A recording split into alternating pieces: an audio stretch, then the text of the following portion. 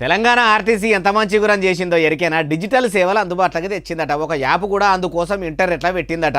ఊరియా కోసం వ్యవసాయ శాఖోళ్ళు యాప్ తెచ్చినట్టు టికెట్ల కోసం ఆర్టీసీలా ఆ యాప్ తెచ్చిన రాయే బాలన్న అంటే అన్ని ముచ్చట్లు మీకు కూడా మంచిగా అర్థమయ్యేటట్టు పొన్నం ప్రభాకర్ సార్ చెప్తాడట. ఈ నుండి అయ్యా బస్సుల మంత్రి పొన్నం ప్రభాకర్ సారు ఇక సురువు చేయండి. టికెట్ పేరు మీద ఎప్పుడైనా ఎక్కడైనా టికెట్ ఆర్టీసీ బస్సు తీసుకునేటువంటి సౌకర్యాన్ని ఈరోజు ఆర్టీసీ సంస్థ ద్వారా తెలంగాణ ప్రజలకు కలిగజేయడం జరుగుతోంది.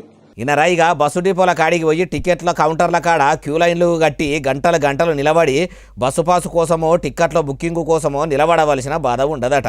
ఏం కావాలన్నా టీఎస్ఆర్టీసీ వాళ్ళు అందుబాటులోకి తెచ్చిన యాప్ను ఫోన్లో డౌన్లోడ్ చేసుకుంటే పల్లె వెలుగు బస్సు నుంచి Garuda, Rajdhani, super luxury, express, hi tech, electronic బస్సులు ఇట్లా అన్ని తీర్ల బస్సుల్లో ఎక్కేదందుకు టికెట్లు కావాలంటే కండక్టర్ను అడగవలసిన పనే ఉండదు.